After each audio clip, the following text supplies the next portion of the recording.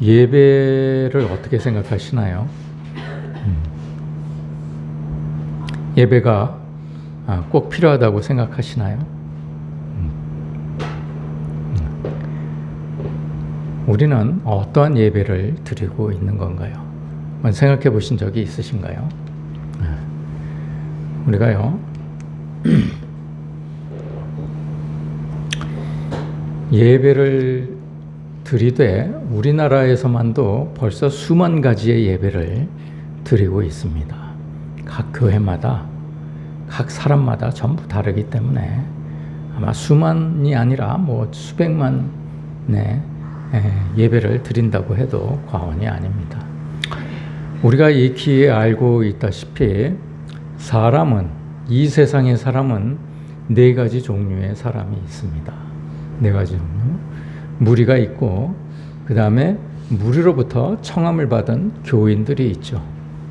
그리고 교인들 중에서 택함을 받은 제자들이 있고요.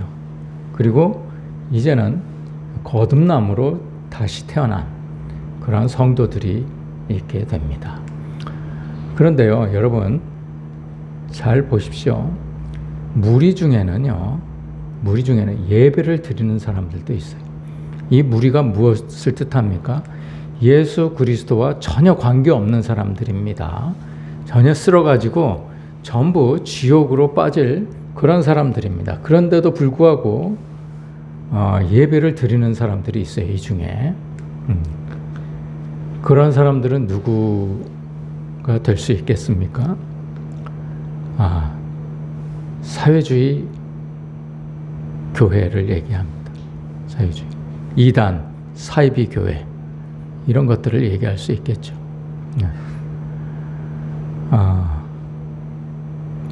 그들은요, 예배를 드리되 진정이 없습니다. 그냥 형식적인 예배를 드리죠. 그런 사람들이 드리는 예배는요, 율법적인 예배입니다. 그냥 형식적인 예배일 뿐이죠. 나들목 교회랄지 이런 교회들이 정말 이런 무리들이 사탄이 운영하는 그런 교회들이라, 신천지랄지 하나님의 교회랄지 이런 사람들도 다 예수 그리스도와는 전혀 관계없는 사람들입니다. 그래서 그들이 아무리 예배를 드려도 그 예배는 소용이 없는 예배입니다. 근데 문제는 이제 청함을 받은 사람들의 예배입니다.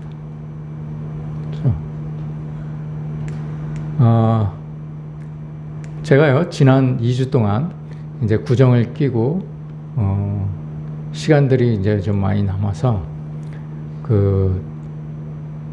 예배들을, 설교들이죠. 이제 유명한 목사님들의 설교들을 몇 분 거를 이제 들어봤습니다. 그런데요, 어떤 예배는 무리 쪽으로 가까운 그런 예배를 드리는 교회들도 봤습니다. 어떤 교회는 제자에 가까운 예배를 드리는 것을 봤습니다. 이 사이가 거의 대부분 99.9%의 예배입니다. 우리나라 예배의 99.9%는 이 사이에 들어가 있는 예배들입니다. 대체적으로 이런 예배들은 교인들이 좋아하는 예배입니다. 감동이 있고 간증이 있고 뭔가 즐겁고 새로운 기분이 드는, 늘 그 충만한 그런 어떤 기분이 드는 그런 예배, 그 예배가 바로 이러한 예배입니다. 무리 쪽으로 가까울수록 그런 게 심합니다. 인문학적인 수사를 통해서 설교를 한다든지 어떤 인본주의적인 사상으로 말씀을 접근한다든지 이러한 예배를 통하는 게 거의 대부분의 설교였습니다. 듣기에는 굉장히 좋고요. 그리고 듣기에 정말 즐거운 그러한 예배였습니다. 듣기에 정말 감동적인 그러한 예배였습니다. 그런데요, 언제까지 그러한 예배를 드리고 끝낼 겁니까? 이렇게 예배를 드리고 나면 죽을 때까지 구원을 받지 못하는 거예요. 이 예배를 드리면 구원을 받지 못합니다. 이쪽으로 가까워질수록 제자들의 예배는요, 좀 더 심각하고 좀 더 진중한 그러한 진리를 추구하는 예배를 요구하게 되지요. 이 제자들은 그러한 예배를 요구합니다. 여러분들은 어떠한 예배를 원하시는가요? 이 성도들의 예배는요, 또 제자들의 예배하고는 또 다릅니다. 성도들의 예배는요, 정말 그리스도와 내가 일체됨으로 인해서 느껴지는 어떠한 그 기쁨을 말합니다. 그런 상태의 예배, 이게 진짜 예배이거든요. 그러나 이 제자의 예배들도 제자들 중에서 특별히 배반을 하지 않는 성도가 된 제자들, 이런 사람들이 바로 이러한 예배를 드리게 되는 것이죠. 제자들의 예배들도요, 교인에 가까운 예배와 성도에 가까운 예배를 드릴 수가 있겠습니다. 우리들은요, 저는 이 부분의 예배를 드립니다. 별로 재미도 없죠. 감동도 없고 무슨 어떤 즐거움도 없는 그런 예배가 되겠습니다. 그렇지만 제가 여러분들에게 원하는 그런 예배는 어떻게 해서든지 성도 쪽으로 가까운 예배를 드릴 수 있도록 제가 인도하고자 하는 것입니다. 그것이 제 목표이고 목적이기도 합니다. 우리가 빨리 이 안으로 들어와야 되기 때문에 그렇습니다. 갈 길이 너무 멀고 바쁘기 때문에 그렇습니다. 여기에 머물러 있기에는 너무나 우리 시간이 너무 아깝기 때문에 그렇습니다.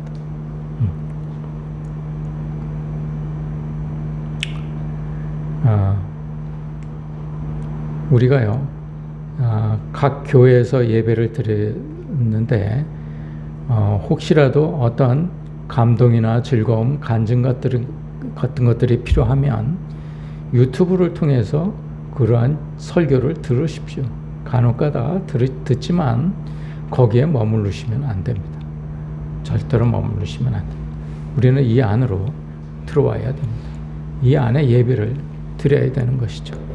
혹시라도 예배가 율법적인 행위이기 때문에 율법적인 행위는 사람들을 온전하게 할 수 없다. 그렇기 때문에 우리 예배는 필요 없다. 이런 얘기를 하는 사람들의 예배는 전혀 귀담아 듣지 않으시는 게 좋을 것 같습니다. 예배는요, 우리가 온전해지기 위해서 예배를 드리는 게 아니에요.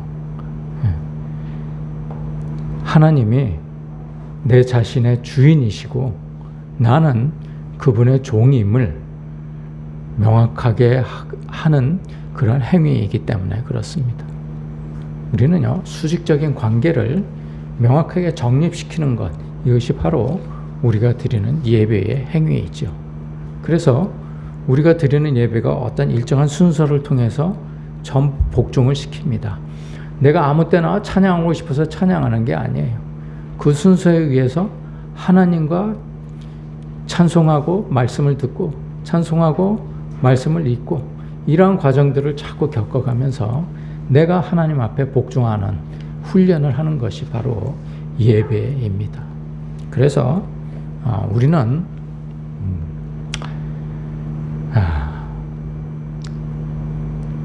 이러한 주님께 더욱 다가가는 예배, 주님이 누구인지를 명확하게 하는 예배, 이런 예배를 드리는 것이 필요하다는 생각이 듭니다.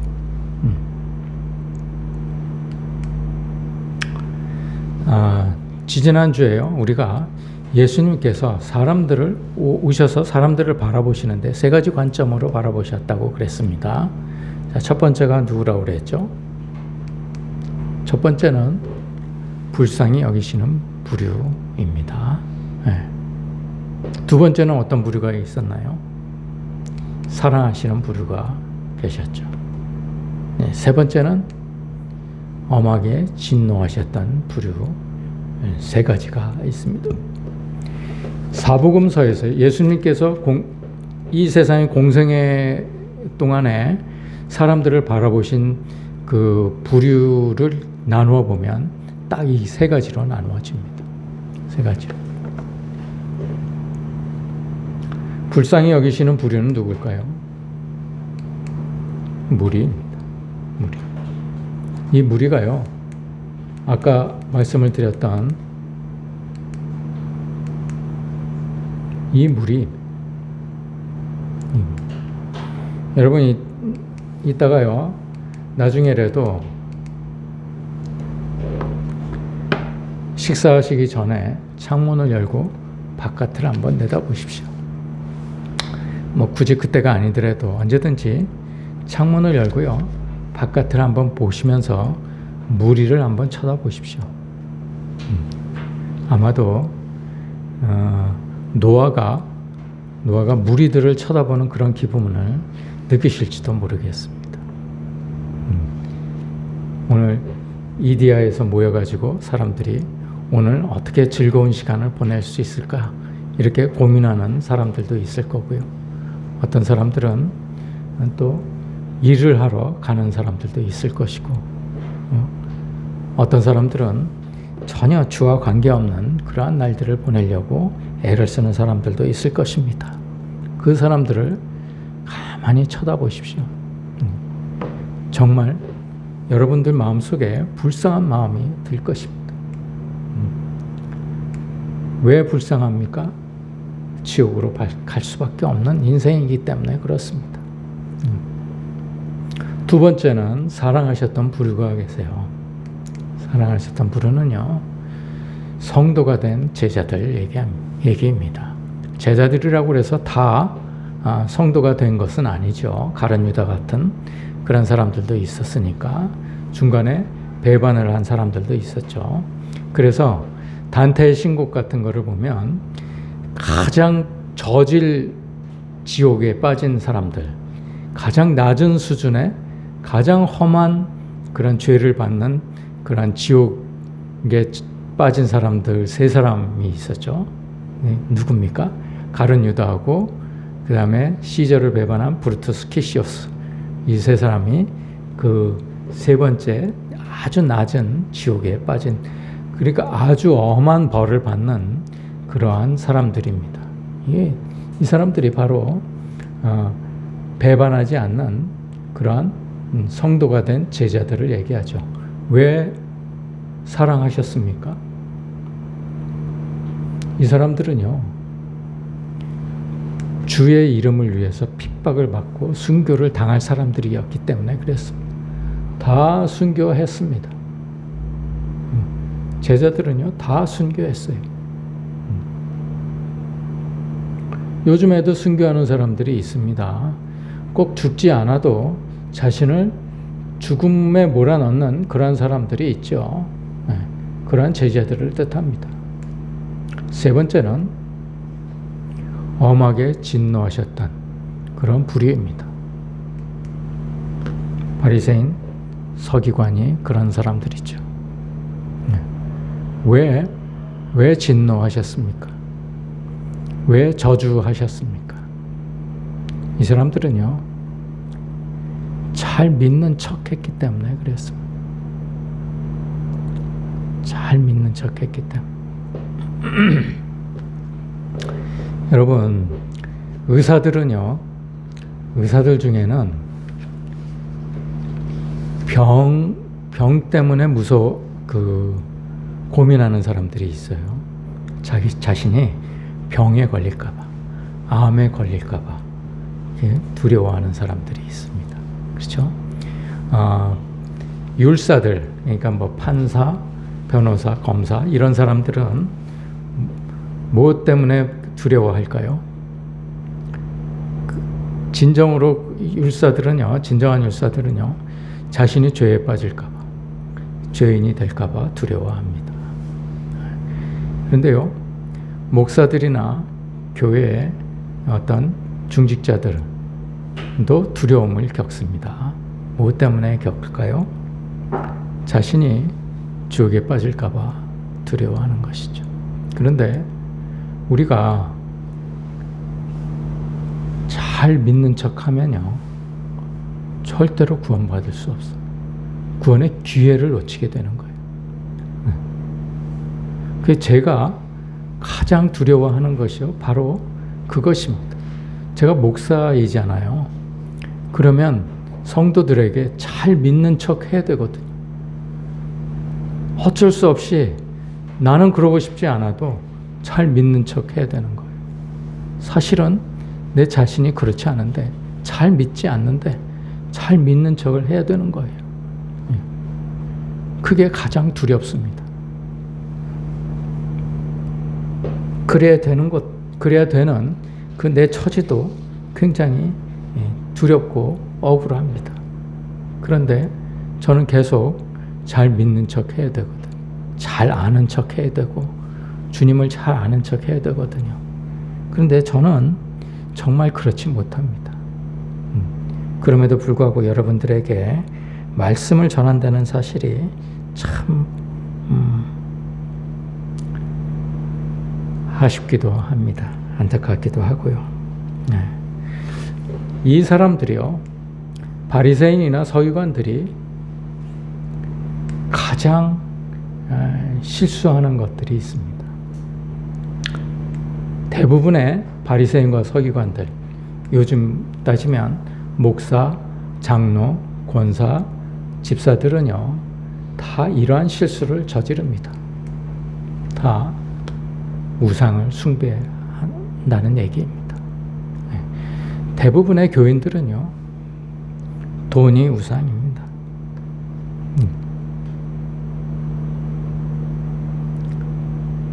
거의 대부분이 이 세상 사람들의 모든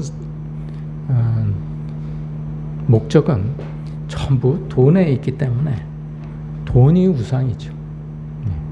근데요, 주님은요, 너를 위해서 새긴 우상을 만들지 말고, 마음속에 새긴 우상도 마찬가지이죠.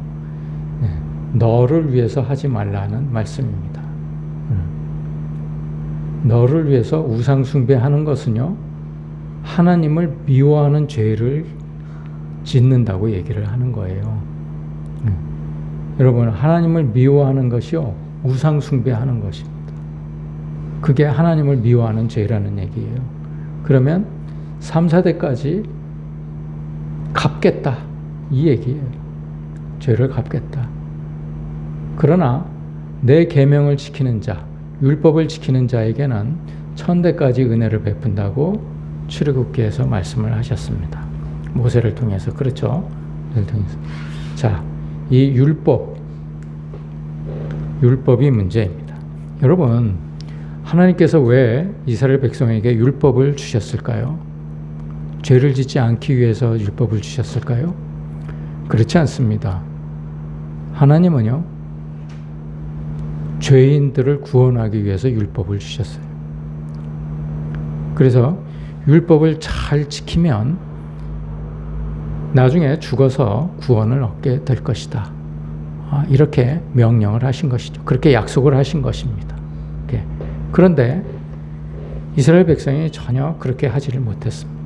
율법을 온전하게 지키지 못한 것이죠. 여러분, 율법을요, 은혜로 생각하지 않고 명령으로 생각하면 율법주의자가 됩니다. 그렇죠? 그래서 율법을 즐거운 마음으로, 은혜로 율법을 지켜야 되는 것이죠. 그래야 되는 것입니다. 우리가 히브리서에 보면요, 이런 말씀이 나옵니다. 율법은 장차올 좋은 일의 그림자일 뿐이요. 장차올 좋은 일이 무엇입니까? 장차올 좋은 일이 심판입니다. 심판. 잘 믿는 사람들은 천국에 가게 되는 그러한 좋은 일이 생긴다는 거죠. 죄를 사해주는 일입니다. 제사가 장차 좋은 일의 그림자일 뿐이다. 구원을 받는 일의 그림자일 뿐이라는 것이죠. 우리는요, 제사를 지냄으로써 우리 죄가 온전하게 이루어지지 용서받는 결과를 낳지 않는다는 것을 알려주는 말씀입니다.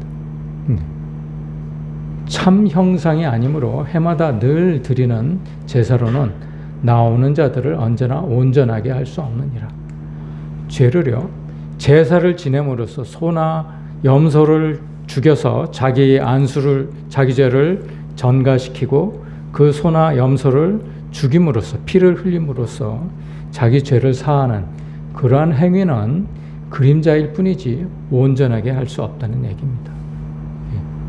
그래서 섬기는 자들이, 예배 드리는 자들이 단번에 정결되어 다시 죄를 깨닫는 일이 없을 것이다. 만약에 그렇지 않으면 없을 것이다. 그런데 제사 드리는 일이 그치지 않는다. 매년 반복된다. 이거예요. 여러분, 그게 바로 교회에서 여지껏 말하는 회개입니다.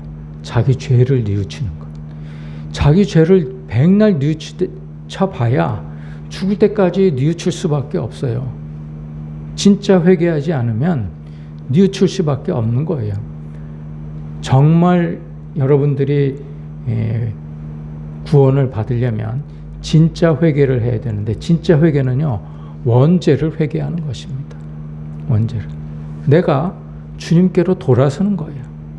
내가 내 주인이 되어서 살던 삶을 이제 정말 주님께서 주인이 되는 삶으로 돌이키는 것.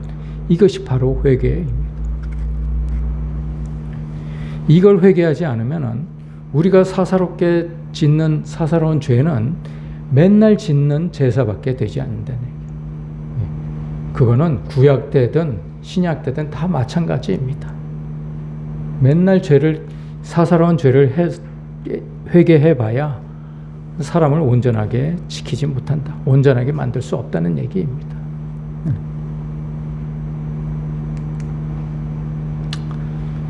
사도행전에 보면요, 주님께서 돌아가시고 나서 성령이 역사를 하죠. 그리고 교회를 만드십니다. 교회를 만드시는데요, 교회가 어떤 것인가를 사도행전을 통해서 알려주세요. 사도행전은요, 사도의 가르침을 받고, 이게 말씀을 배우고 교제하고 밥을 나눠 먹고, 그리고 온전히 기도하기를 힘쓰느라. 이게 예배입니다.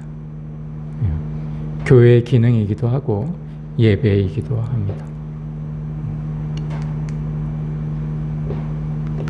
여러분, 그러면 예배가 무엇인지 한번 정의를 한번 내려보도록 하겠습니다. 예배가 무엇입니까?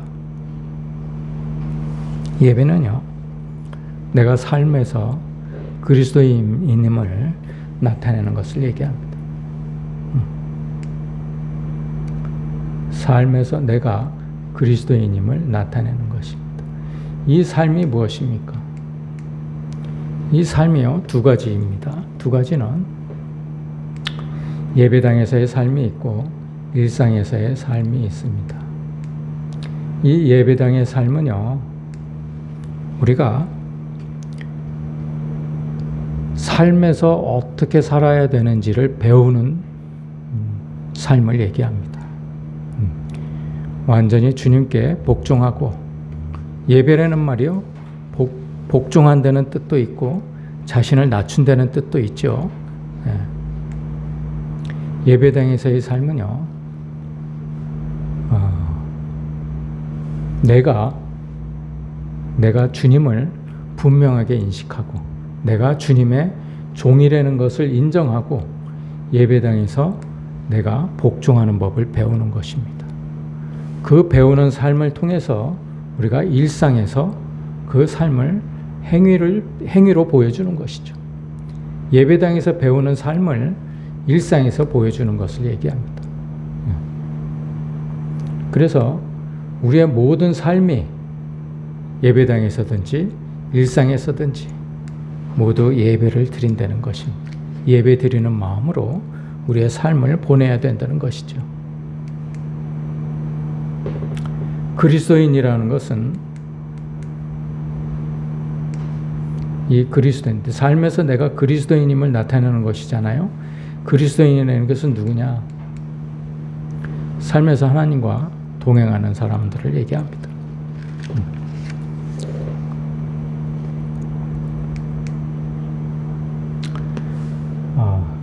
오늘 좀 덥지 않나요? 날씨가? 좀 이걸 끌까요?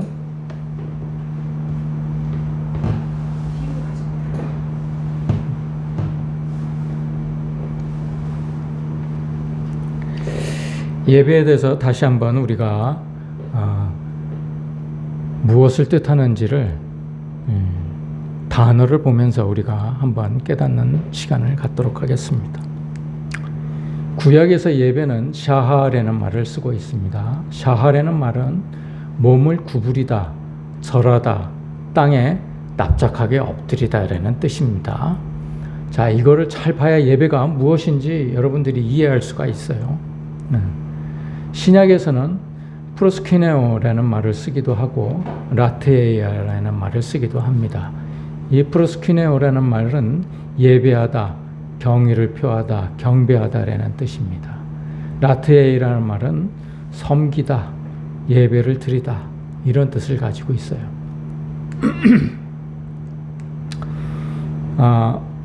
이게 왜 두 가지로 나누어지느냐? 이게요, 프로스키네오는 단순하게 하나님께 경배하는 것을 뜻합니다. 그래서 킹 제임스 버전에서는 이 월십을 프로스키네오라고 얘기를 합니다. 그리고 라트레아로 표현할 때는 킹 제임스 버전에서는 이 서비스라고 씁니다. 봉사하다, 헌신하다 이런 뜻이죠. 우리가요, 교회에서 식사를 위해서 식사를 준비한다든지 집에 있는 것을 가져와서 나눈다든지 밥 먹고 설거지를 한다든지 이런 행위들이 다 이 라트레야 예배를 뜻한다는 것이죠. 이런 것들도 다 예배라는 얘기입니다. 우리가 일상에서의 삶도 이렇게 섬기는 걸로 다른 이웃들을 위해서 내가 섬긴다든지 교회에서 하고 똑같이 일상의 삶에서도 내가 가지고 있는 것을 나눈다든지 내가 가지고 있는 것을 헌신한다든지 헌물한다든지 이런 것들도 다 예배에 속한다는 말이에요. 그래서 이 라트레야가 그런 뜻을 뜻합니다. 그러나 이 라트레야만 있는 것이 아니고 예배는 프로스키네오도 예배이다. 이런 뜻이죠. 예배는 우리가 순서를 갖추어서 어떤 절차를 갖추어서 하나님과의 관계를 정립하는 것 이런 것을 뜻하기도 하죠. 둘 다 프로스키네오고 라트레야는 이 샤하를 번역한 말입니다. 납작하게 엎드리다.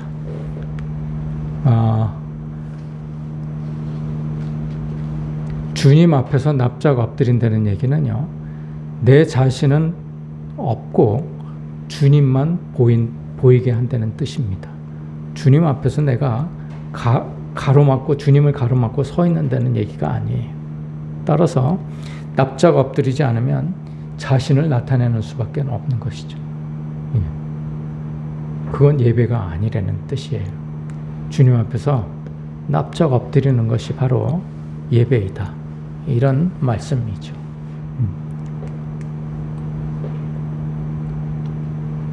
이 라트레야가 우리에게 삶에서 우리가 예배를 드리는 방법을 얘기하기도 하는데요. 이 신약에 보면 곳곳에 그러한 내용들이 섞여 있습니다. 첫 언약에도 섬기는 예법, 이게 바로 라트레야입니다. 섬기는 예법, 세상에 속한 성소가 있더라. 모든 것을 일같이 예배하였으니 제사장들이 항상 첫 장막에 들어가 섬기는 예식을 행하고, 이것도 라트레야입니다. 그리고 양자됨과 영광과 언약들과 율법을 세우신 것과 예배와 약속들이 있고 이때의 예배도 라트레이아였습니다. 모든 자비하심으로 너희를 권하느니 기뻐하시는 거룩한 산 제물로 드리라. 이게 너희가 드릴 영적 예배니라. 이것이 바로 라트레이아이죠. 여기서 말한 거룩한 산 제물이라는 것은 무슨 말일까요? 여러분, 거룩한 산 제물이 무슨 말입니까?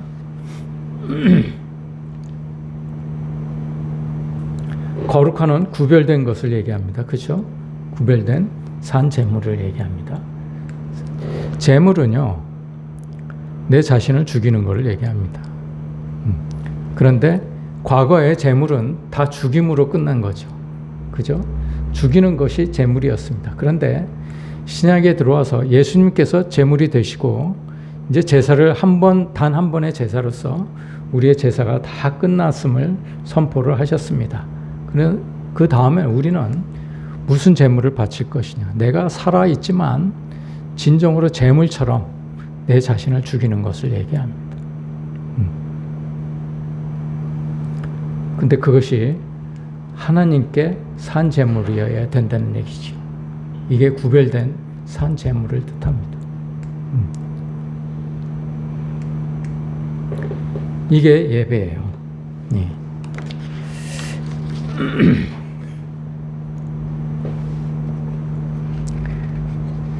여러분, 이 산 제물을요, 다른 말로 하면 내적인 생활, 육적인 행위 이런 거를 뜻합니다. 내가 세상에서 정말 억울한 일을 당해도 내가 주 때문에 내가 참는 것, 내가 정말 나 잘못이 없어도 그냥 잘못을 덮어 씌우는 것, 아니면 내가 스스로 내 죄를 깨닫고 정말 하나님께 용서를 구하는 것, 이런 것들이 바로 산 제물을 뜻하는 것이기도 하죠. 이 말씀들에서 근거하면 예배라는 것은 삶을 통해서 하나님과 나와의 관계를 정립하고, 그리고 종과 같이 자기를 납작 엎드려 죽이고 그리고 봉사하는 그런 삶을 의미한다. 이렇게 생각하시면 될 것입니다. 우리가 이렇게 순서를 갖추어서 주일마다 예배를 드리는 시간을 갖게 되는 것은 이 시간을 통해서 내가 주님께 그리스도인으로서의 삶을 살겠습니다라고 맹세하는 시간들이 되겠습니다. 이것이 바로 삶이 예배라는 얘기입니다. 그래서 골로새서에 보면요,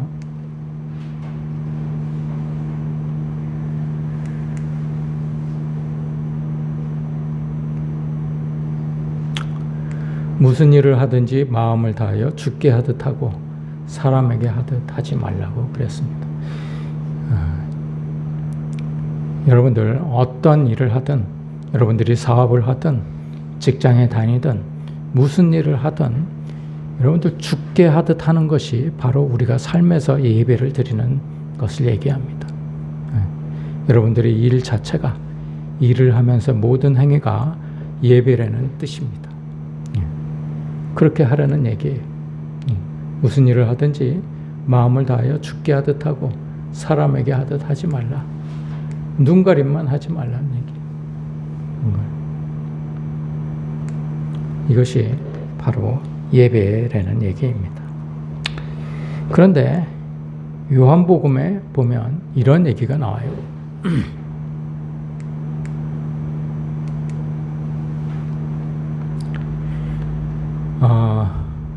주님이요, 사마리아 땅을 지나게 되었습니다.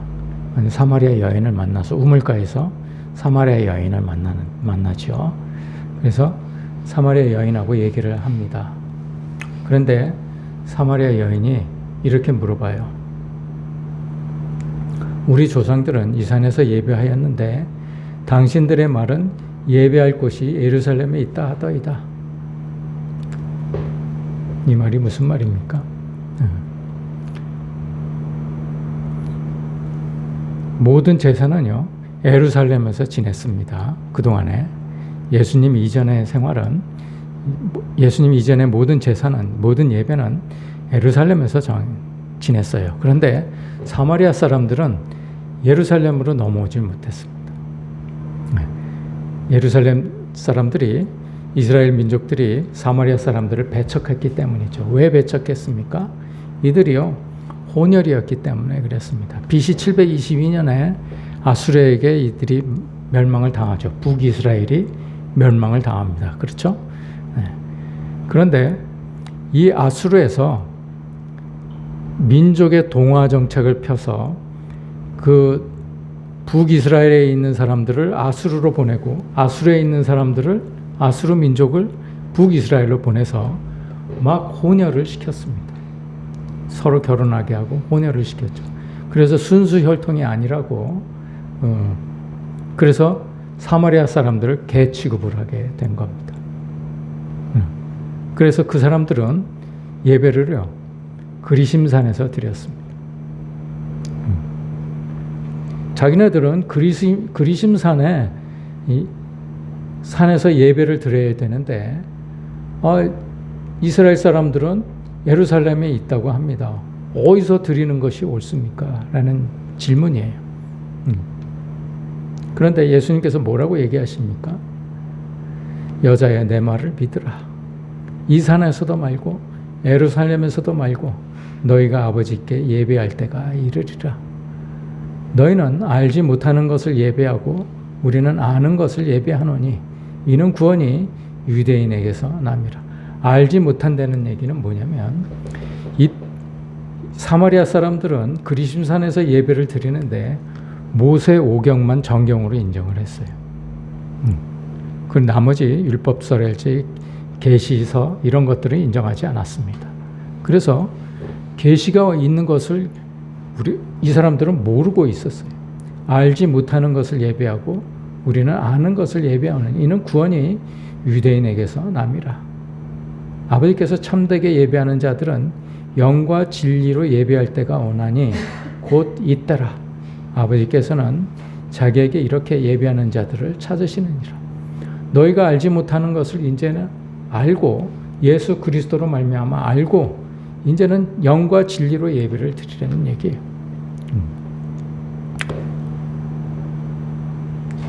하나님은 영이시니 예배하는 자가 영과 진리로 예배할지니라.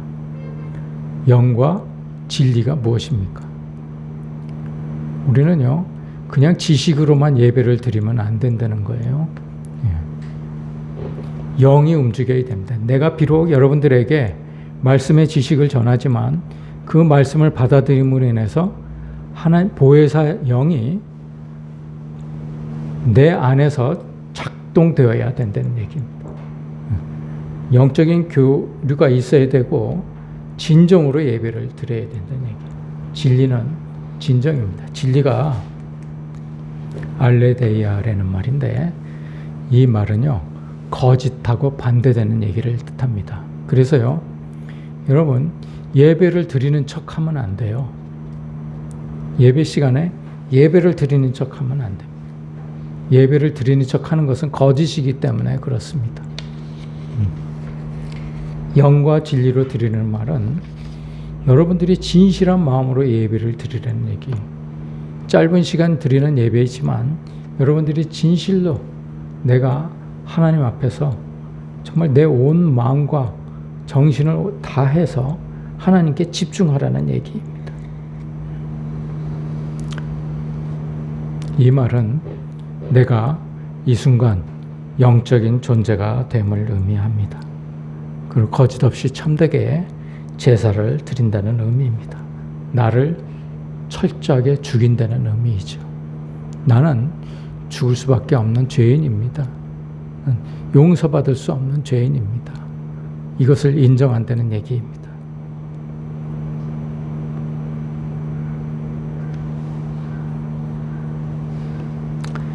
우리가 드리는 예배가요, 주님께서 받으시는 신령과 진정으로 드리는 예배가 되기를 소원합니다. 앞으로 저와 여러분이 예배를 드릴 수없이 많이 드릴 텐데 드릴 때마다 여러분 자신을 충분히 낮추시고 바닥에 납작 엎드린 채로 주님과의 관계를 정립하십시오. 그리고 내 온 마음과 힘을 다해서 정말 내가 지내왔던 삶, 이 주일 동안의 삶을 주님께 고백하고 내가 진실로 왜 예배를 드려야 되는지, 내가 예배를 통해서 무엇을 얻을 것인지를 분명히 깨닫는 귀한 시간들이 되기를 간절히 소원합니다. 기도하시겠습니다.